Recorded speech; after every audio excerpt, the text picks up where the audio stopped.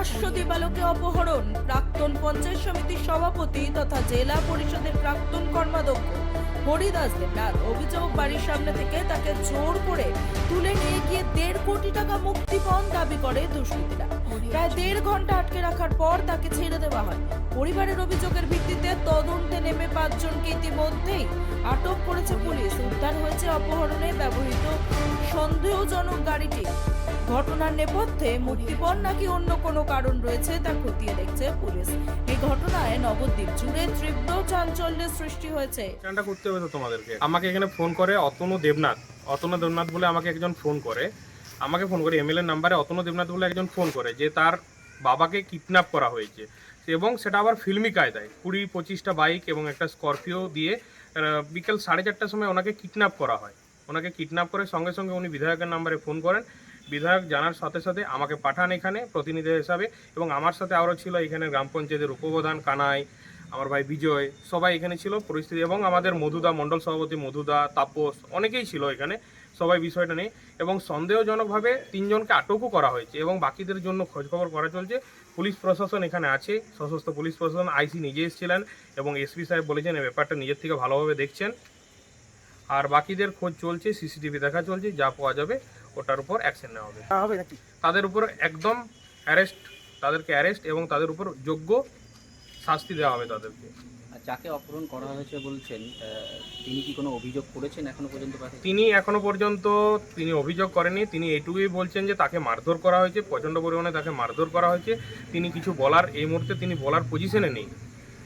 তিনি বলছেন কালকে সকালে উনি সব কিছু বলবেন, এবং যারাই ওনাকে একটাই কথা বলতে যায়, যারা ওনাকে ধমকাচ্ছে যে ওনাকে জীবন থেকে মারবে, তারা এইটুকু যেমন সাবধান হয়ে যায়, তাদের লাশগুলো পড়ে যাবে যদি এরকমভাবে করে। একটাই কথা, কেউ কোনো দোষী সাজা না পেয়ে ছাড়া পাবে না, এবং যদি তারা ভাবে যে আমরা কিছু করব না, এইভাবে থাকবো, তারা ভুল ভাবছে। আমরাও তাদের বাড়ি ঢোকা বন্ধ করব। এবং একটাই কথা, তারা যেমন নিজের থেকে স্যারেন্ডার করে, যদি স্যারেন্ডার না করে তাদের উপর অ্যাকশন হবে। পুলিশ অ্যাকশন তো নিচ্ছে, এবং আমাদের দলের ছেলেরাও অ্যাকশন নেবে। কি অ্যাকশন নেবে সেটা তারা দেখতে পাবে যোগ্য। তার পরিবারের উপর যদি কোনো রকম অত্যাচার করায়, যে করছে কালপ্রেট, সেও যেমন এটা জেনে রাখে তার পরিবারও আছে, তার পরিবারের উপরও সেইভাবে অ্যাকশন নেওয়া হবে।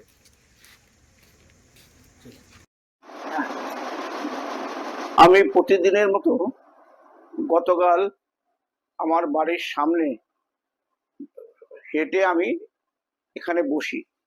গতকাল আমি বসেছিলাম, আনুমানিক বেলা 4:30টার সময় হঠাৎ আমার সামনে এসে একটা গাড়ি দাঁড় করায়। পিছনে দেখলাম আনুমানিক প্রায় 20টা মোটরসাইকেল। আমাকে বলল, এই গাড়িতে ওঠ। আমাকে টেনে, আমি বললাম তোমরা কারা কারা, আমাকে টেনে গাড়িতে তুলে দিল। তুলে দিয়ে গাড়িতে নিচে বসিয়ে আমার চোখ বেঁধে দিল, পিছনে হাত বেঁধে দিল। আমি সেই অবস্থায় ওদের সাথে গেলাম। কিছু দূর যাওয়ার পর আমি দেখলাম একটা জায়গাতে আমার গাড়ির থেকে নামিয়ে, মানে পায়ে পাতা লাগছে, তার মানে জঙ্গল, মানে আইডিয়া করে নিলাম সেই জঙ্গলে মিলে দাঁড় করিয়ে আমাকে বলছে আমরা যা বলবো সেটাই তোমার শুনতে হবে। তা আমি বলছি কি বলবে বলো। তো ওরা মানে আমার কাছে বিভিন্ন সময় মানে কথা বলে ওরা 1.5 কোটি টাকা দাবি করে যে 1.5 কোটি টাকা আমাদের দিতে হবে। আমি বললাম আমি 1.5 কোটি টাকা কোত্থেকে দেবো। এই কথা বলাতে ওরা আবার কি করেছে, আমাকে চোখ পিছনে হাত বেঁধে ওরা আমাকে একটা ঘরের মধ্যে নিয়ে গেল। আমি ভাবলাম এখানে একটা ছোট ঘরের মতো আছে, টিনের শব্দ হচ্ছে, এটা ভেবে ওইখানে গিয়ে আমাকে বলল টাকা দেবে কিনা বল, নাহলে তোর বড় ছেলেকে, বৌমাকে, তোর নাতিকে এখনই তুলে নিয়ে আসবো, তখন বুঝবি। তা আমি কিছুতে রাজি হচ্ছিলাম না। তখন আমাকে প্রচন্ড মারধর করে, শারীরিক প্রচন্ড অত্যাচার করে। অত্যাচার করার পর আমি অত্যাচারের ভয়ে তাদের কথায় আমি রাজি হয়ে যাই। ঠিক আছে আমি বাড়িতে যাই, আমার বন্ধু বান্ধব যারা আছে তাদের কাছে টাকা জোগাড় করে তোমাদের টাকা দেওয়ার ব্যবস্থা করছি। এই কথার পরিপ্রেক্ষিতে যথারীতি আমাকে একটা মোটরসাইকেলে তুললো। একজন মোটরসাইকেল চালিয়েছে এবং পিছনে বসছে। তখন আমার সে মোটরসাইকেলের ওই চোখ বাঁধা অবস্থায় পিছনেও হাতটা নিয়ে বেঁধে দিয়েছে। বেঁধে দিয়ে ওরা ঘুরে ঘুরে এখানে একটা জায়গাতে আমার দোকানের পাশে বিমল দেবনাথের বাড়ি একটা গলিতে আমাকে নামিয়েছে।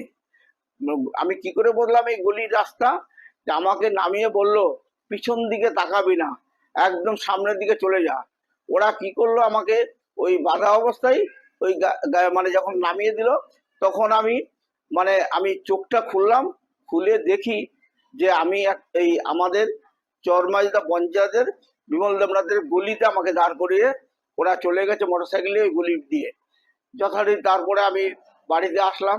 আমি বাড়িতে হেঁটে আসতে পারি না, এখানকার লোকেরা দৌড়িয়ে আমাকে ধরেছে। ধরার পরে আমি অসুস্থ হয়ে পড়ি। আমি এমন মানসিকভাবে অসুস্থ হয়ে পড়ি যে আমার আর কোনো দিশা ছিল না। আমি আতঙ্কে সারা রাত্রি ঘুমাতে পারিনি। তারপরে আমি প্রশাসনের খবর পেয়ে আমার কাছে আসে। আমি প্রশাসনের কাছে বলেছি যে যারা এই কর্ম করেছে তারা আপনার তদন্ত করে তাদের উপযুক্ত শাস্তি দেওয়া হোক। তার কারণ আমি তাদেরকে চিনতে পারিনি, কিন্তু আমাকে এইভাবে চোখ বেঁধে হাত বেঁধে আমি চিনতে পারিনি, অথচ বুঝতে পেরেছি ওরা দুষ্কৃতী এবং ওরা আমাকে প্রচন্ড মারধর করেছে। এবং আমাকে মারধর করার পর আমি বাড়িতে এসে প্রায় অজ্ঞান হয়ে পড়ি। তারপরে প্রশাসনের লোকেরা আসে।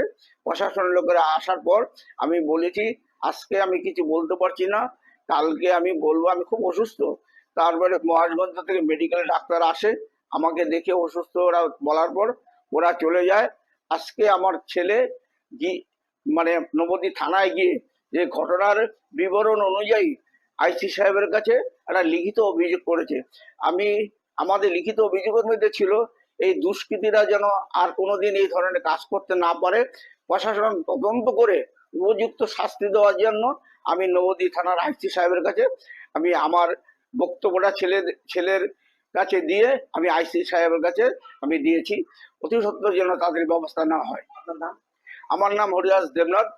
আমি একটার সময় প্রশাসনে ছিলাম এবং পঞ্চায়েত সমিতির প্রাক্তন সভাপতি এবং নদিয়া জেলা পরিষদের জনস্বাস্থ্য কর্মদক্ষ ছিলাম।